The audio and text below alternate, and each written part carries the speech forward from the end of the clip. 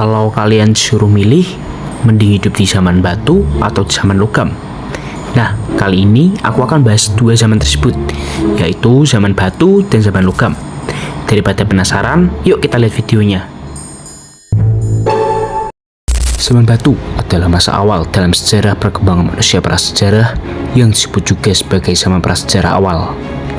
Karena pada masa ini, manusia belum mengenal tulisan dan masih mengandalkan batu sebagai bahan utama pembuatan alat. Pada periode ini, manusia perlahan-lahan mulai berkembang dari kehidupan yang sangat sederhana hingga mampu menciptakan pola hidup yang lebih teratur.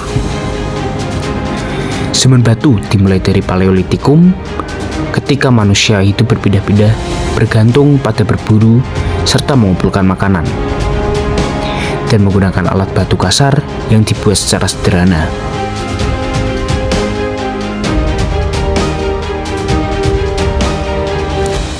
Memasuki Mesolitikum, manusia mulai tinggal di gua-gua, menciptakan alat yang lebih halus dan menunjukkan perkembangan sosial yang lebih baik.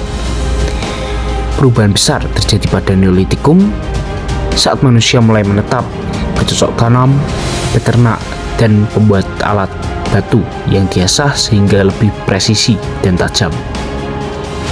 Pada masa Megalitikum, manusia bahkan sudah mampu membuat bangunan besar dari batu sebagai sarana upacara dan kepercayaan, seperti menhir, dolmen, dan puden berundak. Dengan demikian, zaman batu menggambarkan proses panjang perkembangan manusia dari kehidupan yang bergantung pada alam menuju masyarakat yang lebih maju dan terorganisasi.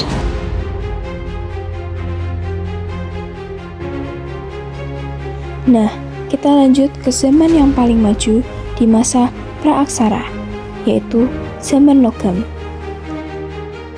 Pada zaman logam, ada dua teknik yang digunakan untuk pembuatan benda pada masa tersebut. Ada teknik ajira perdu atau teknik cetakan lilin. Teknik ini dilakukan dengan membuat model cetakan dari tanah liat yang dilapisi lilin dan diberi lubang tempat untuk menuang cairan logam. Model kemudian dipanaskan sampai lilin meleleh mengikuti bentuk tanah liat.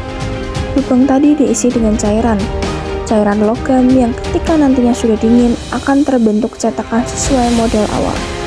Lalu ada juga teknik bivalve. Teknik ini digunakan untuk membuat benda logam berukuran besar. Diawali dengan membuat cetakan dari batu atau kayu yang mempunyai klep untuk buka tutup. Cairan logam dimasukkan dalam cetakan dan ditunggu hingga terbentuk.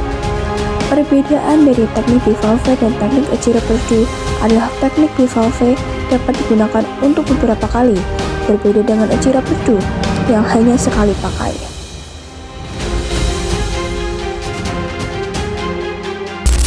Selain dua teknik untuk pembuatan benda pada zaman logam juga terbagi menjadi tiga periode menurut perkembangannya.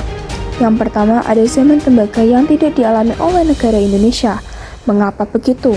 Dianggap tidak dialami oleh negara Indonesia karena tidak ditemukannya peninggalan sama sekali di negara Indonesia. Sedangkan beberapa negara yang mengalami zaman tembaga ada negara Malaysia, Thailand, Kamboja, dan juga Vietnam. Pada tahun 1884, Gaetano Cerenci menyebut zaman tembaga sebagai istilah Neolitika.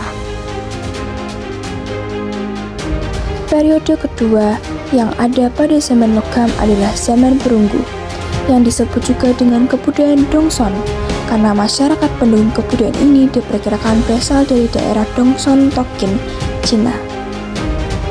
Kebudayaan ini identik dengan masa logam dan menyebar di Indonesia sekitar tahun 500 sebelum Masehi.